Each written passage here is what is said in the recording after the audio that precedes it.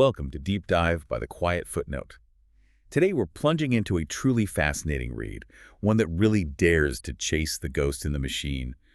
Ray Kurzweil's How to Create a Mind. It's quite a book. Absolutely. This isn't just, a straightforward science text. It's this mix of cutting-edge science, some really bold speculation, Kurzweil's typical optimism. And maybe a dash of that mad scientist energy, you could say. Exactly. So our mission here is to unpack his, ambitious vision, see how it's holding up, especially now, and figure out what it means for you listening in.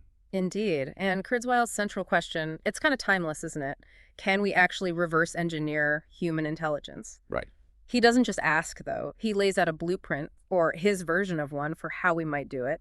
And that process itself really forces us to rethink what the mind even is. Okay, so let's start right there. What's the fundamental message, the core idea behind how to create a mind? How does he think our minds actually work? Well, at the heart of it is his pattern recognition theory of mind, PRTM, he calls it. PRTM. Yeah.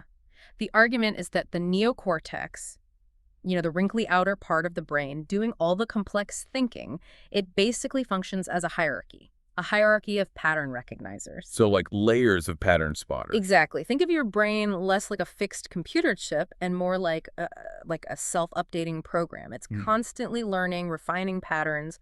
He talks about its 300 million or so pattern recognizers learning from the bottom up. Building up complexity. Right. Creating layers of intelligence. That's a powerful concept. And he's not just describing it neutrally, is he? He seems quite convinced that this code of the mind can be cracked. Oh, absolutely. He believes it can be tweaked, optimized, maybe even uploaded, potentially made immortal. So what problem was he trying to solve with this? What was the gap he saw?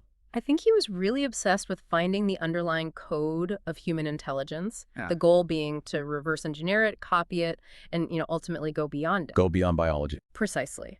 The gap he saw was that we didn't really have a functional blueprint for the neocortex, especially back when early AI was struggling. Remember those old rule-based systems? Yeah, they were pretty brittle. Exactly. They couldn't handle ambiguity or learn implicitly.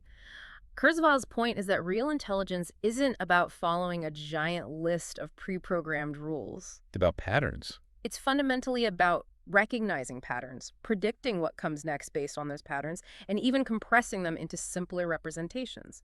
He actually says something like, if we can unlock the secret of the neocortex, we can recreate intelligence in silicon.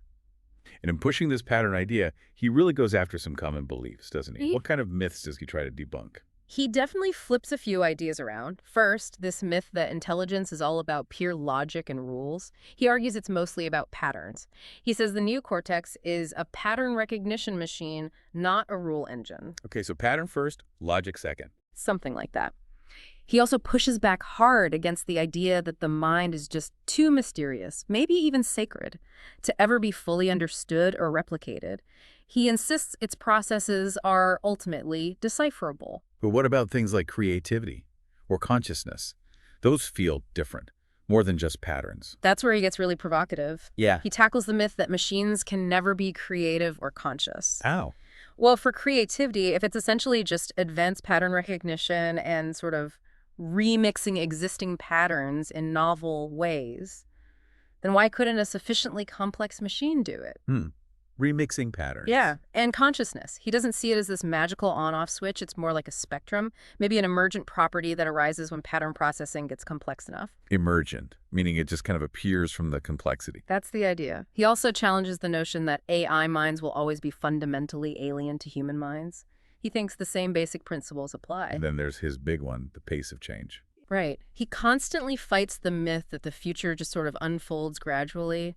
He hammers home his law of accelerating returns, the idea that technological change is exponential, not linear. It speeds up. Okay, this is where it gets really interesting, I think.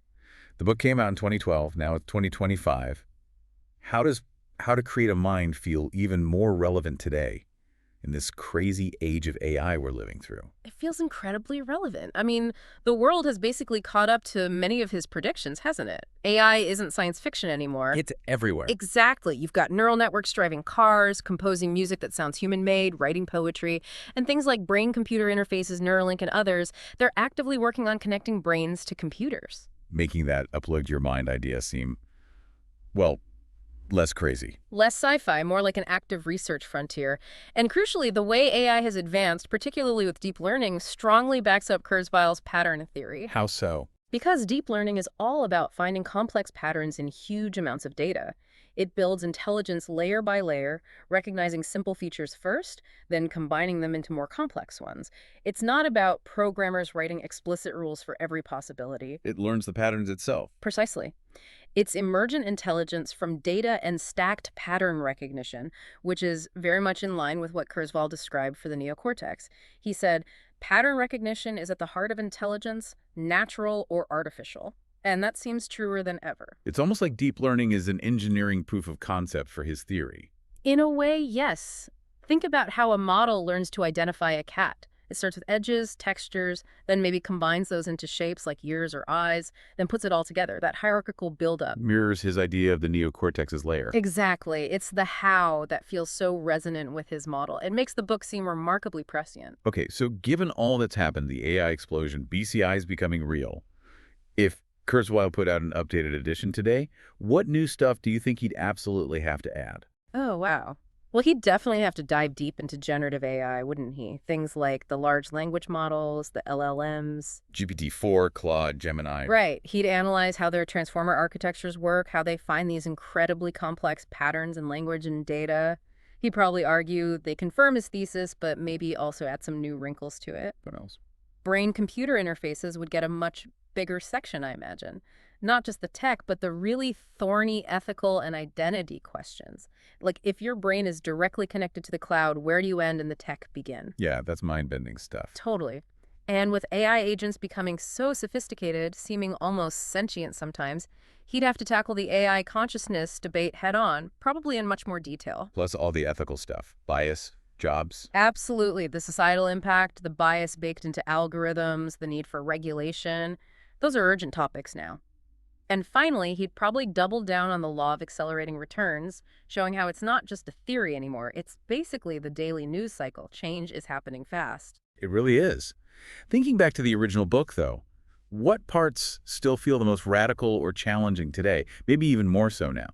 I think the pattern recognition theory of mind itself is still pretty revolutionary. The idea that all higher thought logic, creativity, emotion maybe boils down to complex pattern processing. That still challenges how we often think about the mind. Kind of demystifies it. It does. And his core claim that we can actually reverse engineer human intelligence, including consciousness, that remains deeply provocative. It pushes against the view of the mind as somehow sacred or untouchable. He basically says, nature found a way, so can we. Copy nature's code, as he put it. Exactly. Also, the idea of creativity just being pattern remixing, it sort of democratizes genius, doesn't it? Makes it seem less like magic and more like a skill based on processing patterns. Yeah, it takes away some of the mystique. And finally, his whole vision of accelerating change leading to a human-machine merger, erasing that boundary between biological and artificial. It forces you to question what human even means in the long run.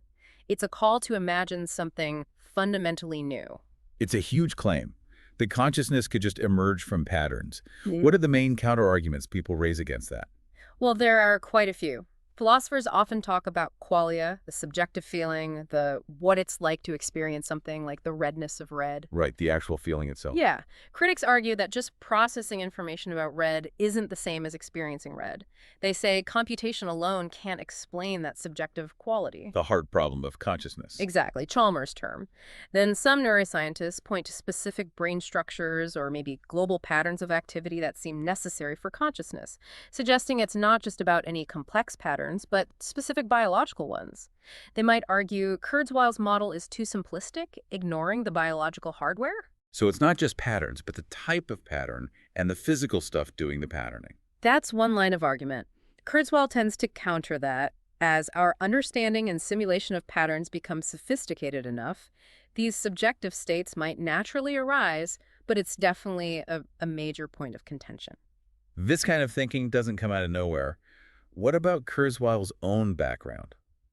What experiences or research really shaped these ideas in the book? Well, he's not just an armchair theorist, right? He's a very practical inventor. The reading machine, the synthesizers. Exactly. His work on speech recognition with the Kurzweil reading machine, trying to get a computer to understand spoken language patterns, or his music synthesizers, figuring out how to capture the patterns of acoustic instruments digitally. Those projects forced him to think deeply about how humans process complex sensory patterns. So building things taught him about the brain. In a very real way, yes. He also explicitly drew on neuroscience.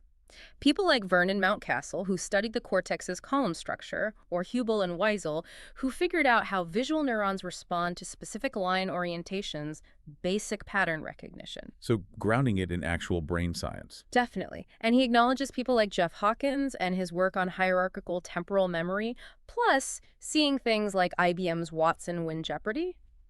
That was huge validation for him. Showed AI could handle complex language patterns. Right. Watson wasn't just searching, it was understanding context, nuance, patterns. And beyond the technical, there's his personal drive, his focus on health, longevity, overcoming limitations. That fuels his belief in exponential progress and adds this almost existential layer to it all. Okay, so let's boil this down. For someone listening maybe who hasn't read the book or read it a while ago, what are the absolute key takeaways? If Kurzweil wanted you to remember just 5 things, what would they be? All right, 5 key takeaways. Let's see. 1, the mind is a hierarchy of pattern recognizers. That's the core. Intelligence, human or AI, is built layer by layer from system spotting patterns. We compress reality, remix it, interpret it through patterns. Okay. Pattern recognition is fundamental. 2, intelligence can be reverse engineered. Because the mind's architecture is physical, he argues it's decipherable. If we understand the neocortex, we can simulate it, improve it, maybe even transcend it. The mind isn't magic, it's mechanism. 3, creativity and consciousness are emergent, not magical. They arise from complexity. Creativity is remixing patterns. Consciousness emerges from deep, rich, interconnected patterns. No spooky stuff required. Got it. Emergent properties. 4, the pace of change is exponential. Adapt or get left behind. This is crucial. Tech progress speeds up. It arrives faster, weirder than we expect. Understanding this exponential curve is key to navigating the future. Don't think linearly. Right. And 5, human and machine minds are converging. The lines blurring. The future isn't just AI or humans. It's likely some kind of hybrid, a synthesis. Emerging. Okay, those are 5 big ones.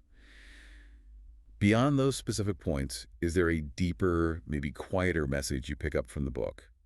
An unheard hum beneath the main arguments?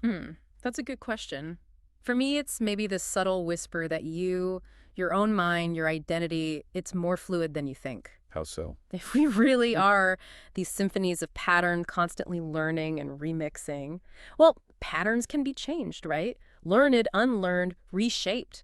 It implies a kind of radical potential for self-transformation. We can rewrite our own patterns. Maybe. And related to that, it really democratizes genius, like we touched on. If creativity is playing with patterns, then it's not some gift only a few people get. It's accessible. It's yours if you start noticing and playing with patterns your own, the world's. I like that. It challenges me too, though. I find myself comfortable with the idea of the mind having some magic. This book pushes back, saying it's all patterns, incredibly complex, but patterns nonetheless. Makes you question things. It really does. Is my soul just very sophisticated software? Yeah. That's both exciting and a bit unnerving. But it definitely affirms my belief that creativity isn't exclusive. It's something anyone can tap into. Yeah, and for me, it affirms that the most interesting stuff happens where boundaries blur, science and art, human and machine, physical and mental. That's where the breakthroughs are. The intersections. Exactly. And it strongly affirms that trying to understand, being curious about how things work, especially intelligence, isn't disrespectful or reductive. It's maybe the most important thing we can do. Understanding intelligence helps us understand everything else. So for you, the listener, thinking about all this, what's next? Kurzweil isn't just theoretical. He hints at ways to apply these ideas. Right. He kind of encourages you to become a better pattern recognizer yourself. How, like in daily life? Yeah. Maybe consciously look for patterns. Spotting a theme in different news stories, recognizing a plot structure in a movie, even seeing a pattern in your own habits or reactions. Ask yourself, what's the underlying pattern here? Become aware of the patterns around and within you. Exactly. And observe your own thinking. When you make a decision, try to notice, is this coming more from emotion, that old brain reaction, or more from reasoning, the new brain neocortex? Interesting. What else? Try little creativity exercises. Intentionally mix unrelated ideas or patterns. What if you combined, I don't know, architecture and baking? What new concept emerges?